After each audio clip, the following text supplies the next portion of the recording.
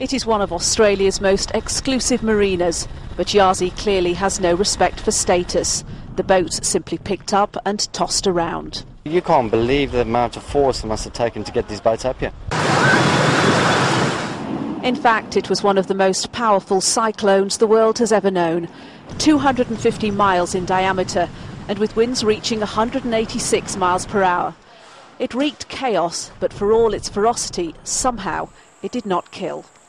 Terrible, never seen anything like it in my life. I was in the other one that was here and it was nothing compared to this one.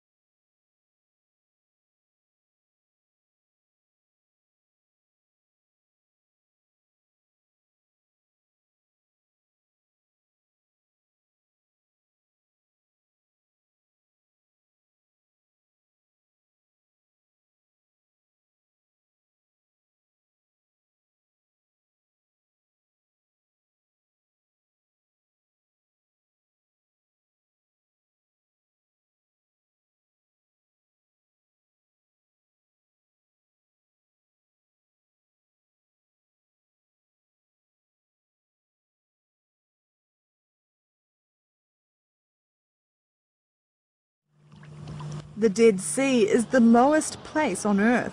It attracts tourists from all over the world who enjoy its healing waters.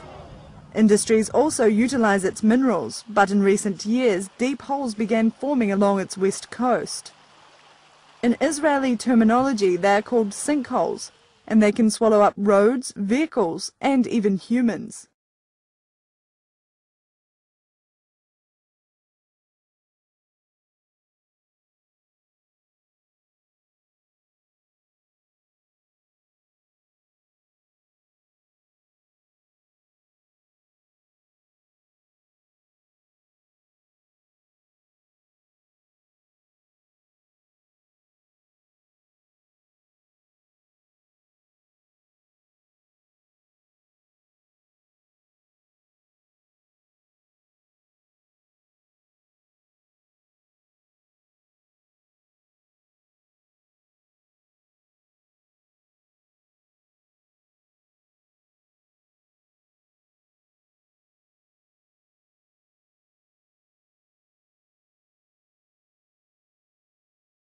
Earthquakes rattled Yellowstone Park today for the fourth consecutive day. As John Daly reports, scientists are keeping a close eye on all the seismic activity, looking for any indication of something bigger than the 3.9 magnitude tremor which hit on Saturday. John? Deanie and Jed, that's right. You know, the Mountain West region and Yellowstone in particular are no strangers to earthquakes. But what scientists say is unusual is to see the kind of energy that they're seeing for this extended... Well, why does North America have a fault line right in the middle of the plate? It's due to a diagonal pull on the North American continent. As the Atlantic widens at the equator, Mexico is pulled to the west while the New England area is kind of nailed into place. So, what's causing this diagonal pull? The massive North American plate is locked at the top, squared off like a blockhead, so it can't roll when the Atlantic pulls apart at the equator. River valleys are always a weak spot where the plate is thin. Well, for North America, this is right along the Mississippi, right through the New Madrid. Nice theory, but is there any evidence of this? A diagonal pole between New England and Mexico would have disasters occurring along a line between these 2 points. Let's take a look at what's been showing up since Planet X arrived in the vicinity in 2003. Tears in the earth, like this crevasse in Arizona. And there were bigger crevasses in the earth like this in Mexico too, just suddenly appearing. And sinkholes, like this one that appeared in Milwaukee in June of 2004. And Pennsylvania, of all places. Sinkholes galore in Pennsylvania lately. Landslides and derailing trains on the East Coast, and breaking steam and water and gas line mains nationwide, and buckling roadways near Houston. All indicative of the ground being pulled apart, pulled in different directions. This diagonal pole causes the land along the Mississippi to move in different directions, causing havoc to the bridges along the Mississippi.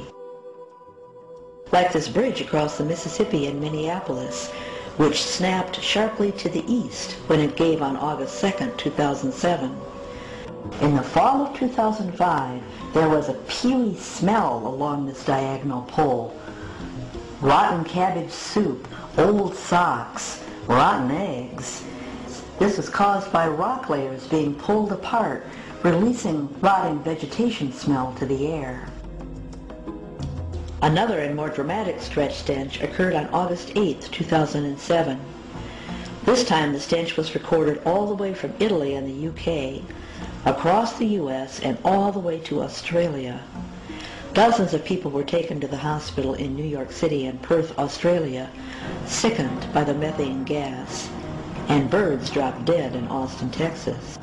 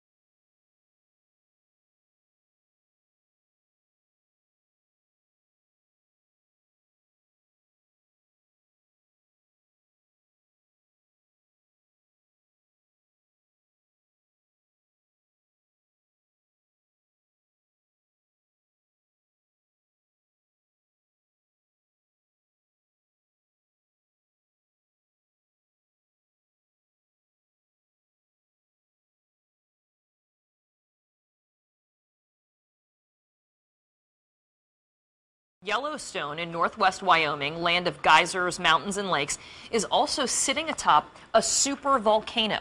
And it just took what scientists describe as a deep breath, causing miles of ground to rise dramatically. So what does this mean? Well, joining us right now is Michio Kaku. He is a physics professor at the City University of New York and the author of the upcoming book, Physics of the Future. Thanks so much for joining us. Glad to be on. So the last time this happened was 640,000 years ago. We're due? We are due. Forget Yogi Bear. Okay, forget Old Faithful. It's sitting on top of a sleeping giant. Now, if you're sleeping next to an 800-pound gorilla, you monitor every burp, every snore of this gigantic gorilla, because when it blows, it could destroy the United States as we know it. This is a pretty scary prospect. I want to just show people what we're talking about here when we talk about this